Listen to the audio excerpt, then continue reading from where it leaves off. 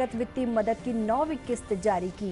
9.5 करोड़ किसान परिवारों के खाते में डाली गई राशि।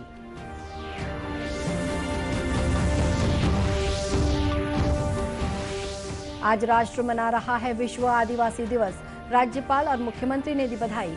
कहा, जनजातियों की प्राचीन कला और संस्कृति छत्तीसगढ़ की अनमोल धरोहर।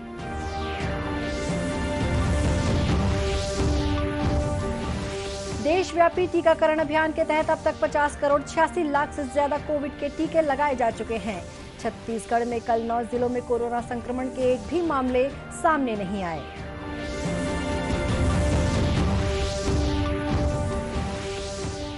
और दंतेवाड़ा के कटे कल्याण क्षेत्र में ट्रैक्टर ट्रॉली के पलट जाने से 4 लोगों की मौत, 13 से अधिक घायल।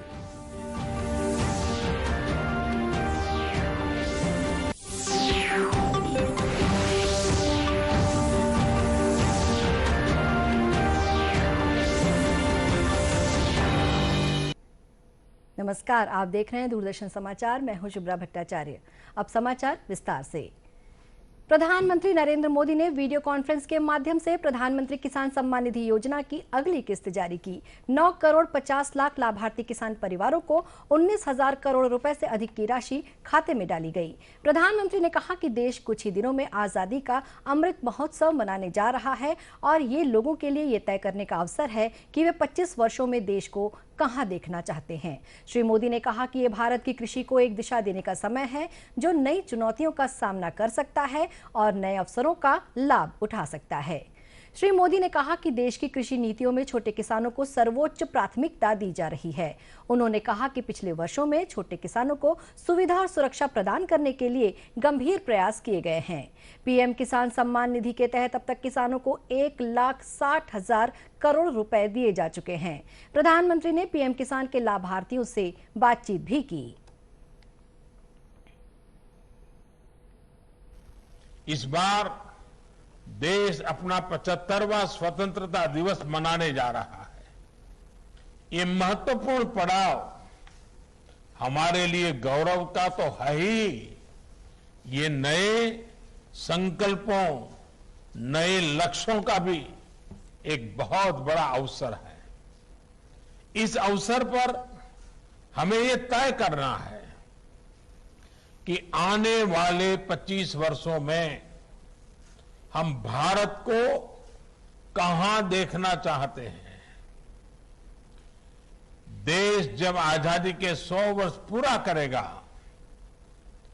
2047 में, 2047 में, तब भारत की स्थिति क्या होगी, ये तय करने में हमारी खेती, हमारे गांव, हमारे किसानों की बहुत बड़ी भूमिका है।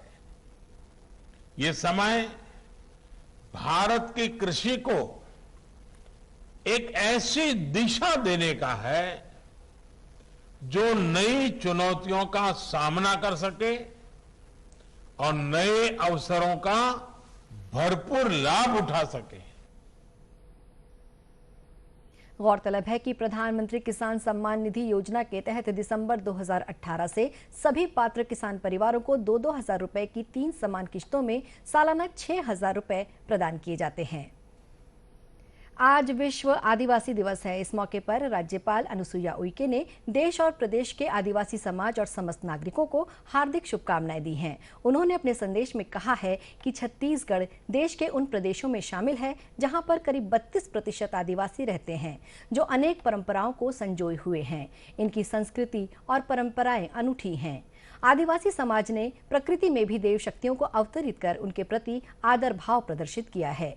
ऐसे भावों के कारण ही आदिवासी समाज सहज रूप से समृद्ध हुआ है। वहीं मुख्यमंत्री भूपेश बघेल ने विश्व आदिवासी दिवस पर प्रदेशवासियों, विशेषकर आदिवासी समाज के लोगों को बधाई और शुभकामनाएं दी हैं। मुख्यमंत्री ने अपने संदेश में कहा है कि जनजातियों की प्राचीन कला और संस्कृति छत्तीसगढ़ की अनमोल धरोहर है। राज्य सरकार आदिवासियों की प्राचीनतम परंपराएं, संस्कृति और जीवन मूल्यों को सहेजते हुए उनके विकास के लिए लगातार प्रयास कर रही है। यहाँ की करीब 31% आदिवासी जनता और शेष आबादी के बीच की दूरी को कम करते हुए उन्हें मुख्य धारा से जोड़कर आगे बढ़ाने के लिए नए रास्ते खोले गए हैं। संगवारी हो, जय जोहार। छत्तीसगढ़ के आदिवासी भाई बहन सदियों से हमारी पहचान रहे हैं। प्रदेश के लगभग आधे भूभाग पर जंगल है, जहां हमारी गौरवशाली आदिम संस्कृति फूलती और फलती है। आदिवासी भाई बहनों का पूरा जीवन वनों पर आधारित होने के बावजूद समय के साथ साथ वनों के साथ उनकी दूरी बढ़ती गई। भारत के दूसरे आदिवासी क्षेत्रों की तरह छत्तीसगढ़ के आदिवासियों को भी जल जंगल जमीन पर अपने अधिकारों के लिए लड़ाई लड़नी पड़ी। शहीद गैन सिंह, शहीद वीर नारायण सिंह, गुंडाधुर जैसे हमारे पुरखों ने इसके लिए अपने प्राण न्यौछावर किए। पृथक छत्तीसगढ़ राज्य का सपना इन्हीं अधिकारों की वापसी का सपना था। इस मौके पर गोंडी धर्म संस्कृति संरक्षण समिति द्वारा रायपुर में एक कार्यक्रम आयोजित किया गया, जिसमें आदिवासियों ने अपनी पारंपरिक वेशभूषा और वाद्य यंत्रों के साथ शामिल होकर आदिवासी संस्कृति की अमूल्य धरोहर को संजोए रखने का संदेश दिया। कार्यक्रम में समिति के प्रदेश अध्यक्ष चंद्रभान नेताम ने आदिवासियों से गोंडी धर्म संस्कृति को बनाए रखने का आह्वान किया।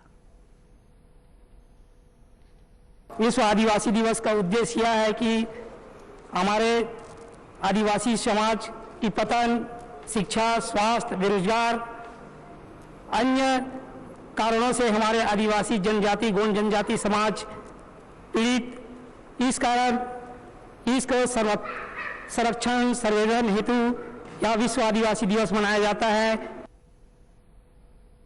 कार्यक्रम का मुख्य आकर्षण आदिवासियों द्वारा प्रस्तुत पारंपरिक नृत्य रहा। देशव्यापी टीकाकरण अभियान के तहत अभी तक 50 करोड़ 86 लाख से ज्यादा कोविड के टीके लगाए जा चुके हैं। स्वास्थ्य मंत्रालय के अनुसार पिछले 24 घंटों में करीब 16,11,000 से अधिक टीके लगाए गए। इसी दौरान लगभग 39,000 मरीज कोरोना संक्रमण से स्वस्थ हुए। देश में कोरोना संक्रमण से स्वस्थ होने की दर 97.4% हो गई है। देश में अब तक करीब 3 करोड़ 11 लाख से अधिक मरीज कोरोना संक्रमण से ठीक हो चुके हैं। देश में कल एक दिन में 35,000 से ज्यादा नए मामले सामने आए हैं। इस समय लगभग 4,02,000 लोगों का इलाज चल रहा है। इस बीच छत्तीसगढ़ में कल कोरोना संक्रमण के 76 मामले सामने आए। वहीं 9 जिलों में कोरोना का एक भी मरीज नहीं मिला। प्रदेश में इस समय कोरोना के 1,721 मरीजों का इलाज चल रहा है। प्रधानमंत्री रोजगार सृजन कार्यक्रम योजना छत्तीसगढ़ के बेरोजगारों के लिए भी काफी फायदेमंद साबित हो रही है। इस योजना के तहत बेरोजगारों को रोजगार शुरू करने के लिए 10 से 25 लाख रुपए तक का ऋण उपलब्ध कराया जाता है। वहीं उन्हें सब्सिडी का भी लाभ मिलता है। धमतरी जिले में इस योजना को अच्छा रिस्पांस मिल रहा है। प्रधानमंत्री रोजगार सृजन कार्यक्रम योजना में शहरी क्षेत्रों के सामान्य लोगों को 15% तथा ग्रामीण क्षेत्रों को 25% की सब्सिडी मिल रही है। वहीं अनुसूचित जाति, अल्पसंख्यक, महिला, भूतपूर्व सैनिक, शारीरिक विकलांग के लिए शहरी क्षेत्र में 25% तथा ग्रामीण क्षेत्रों में 35% की छूट दी जाती है। इस योजना के तहत धमतरी के अनुभा रण सिंह ने 7 लाख रुपए का लोन लिया है, जिसमें उन्हें 1.5 लाख की सब्सिडी मिली है। उन्होंने 4 लोगों को रोजगार भी दिया है। इसी तरह अनवर अली हाशमी ने बताया कि उन्होंने 6 लाख का लोन लिया है और उन्हें 25% सब्सिडी मिली। प्रधानमंत्री रोजगार सृजन योजना के अंतर्गत, जिसे हम PMEGP भी कहते हैं, उसके अंतर्गत मुझे 6 लाख लोन का फॉर्म भरवाया गया। तब ये फॉर्म बैंक गया, बैंक में मुझे 6 लाख का लोन स्वीकृत हुआ, जिसमें शासन की योजना के अंतर्गत 25% सब्सिडी मिली। 6 लाख में मुझे 1.5 लाख रुपये सब्सिडी प्राप्त हुआ और ये काम बहुत ही जल्द हुआ, जिसमें हमारे असिस्टेंट मैनेजर रत्ना सारे मैडम का सहयोग रहा। उन्होंने मुझे मार्गदर्शन देते रहे, जिससे मेरा काम बहुत ही आसानी से हो गया और आज मैं अपना व्यापार कर रहा हूँ और मेरे पीछे कम से कम 5-6 वर्कर लगे हुए, उनका भी परिवार चल रहा है।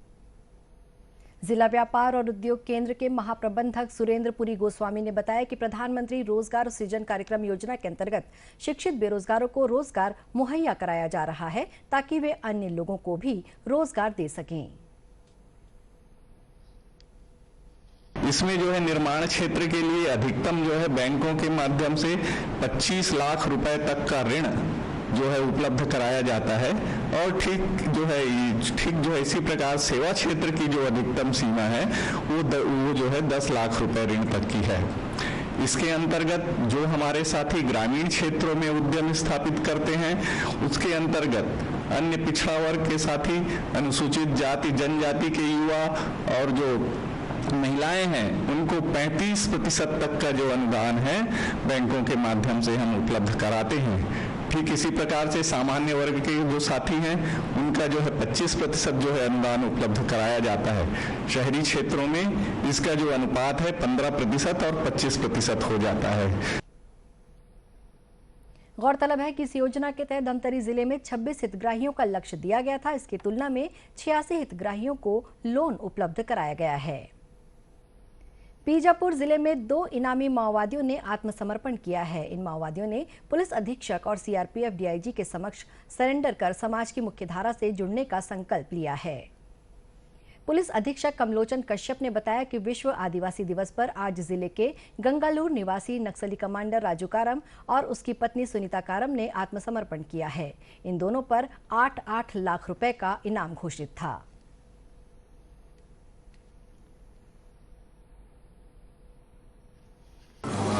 आदिवासी दिवस है आज, और वास्तव में जो है आज के दिन जो है एक माओवादी दंपति ने जो लगातार जो है उड़ीसा, विशेषकर सेंट्रल उड़ीसा कहेंगे, और तेलंगाना स्टेट कमेटी में जो सीसी प्रोटेक्शन ग्रुप में जो काम करने वाला है माओवादी राजू कारम और उसकी पत्नी सुनीता कारम जो है सुरक्षा से आ जाके सरेंडर किए हैं।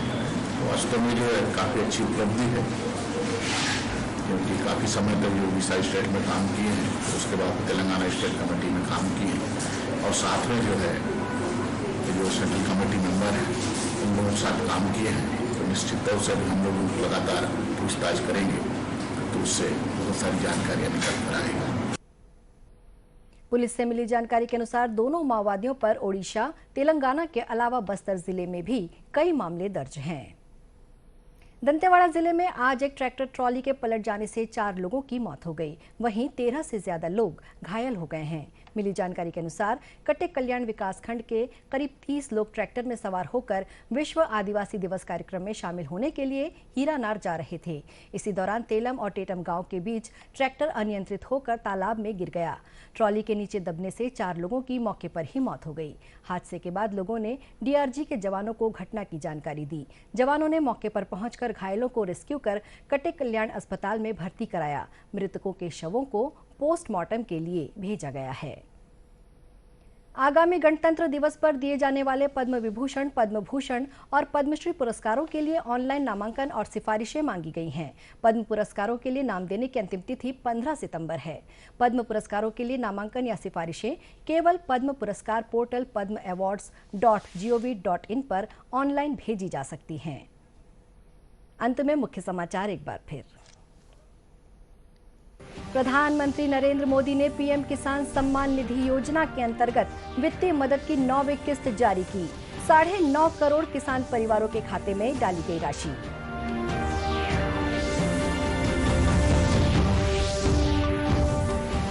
आज राष्ट्र मना रहा है विश्व आदिवासी दिवस। राज्यपाल और मुख्यमंत्री ने दी बधाई।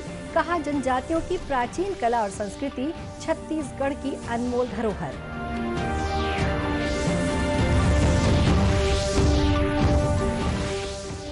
देशव्यापी टीकाकरण अभियान के तहत अब तक 50 करोड़ 86 लाख से ज्यादा कोविड के टीके लगाए जा चुके हैं।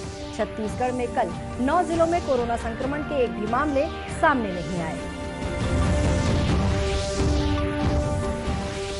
और दंतेवाड़ा के कटेक कल्याण क्षेत्र में ट्रैक्टर ट्रॉली के पलट जाने से 4 लोगों की मौत, 13 से अधिक घायल। कोरोना से बचाव के लिए मास्क, सैनिटाइजर के साथ ही सोशल डिस्टेंसिंग का भी पालन करें। कोरोना को हराना है, मास्क जरूर लगाना है। इसी के साथ ये समाचार बुलेटिन समाप्त हुआ। नमस्कार।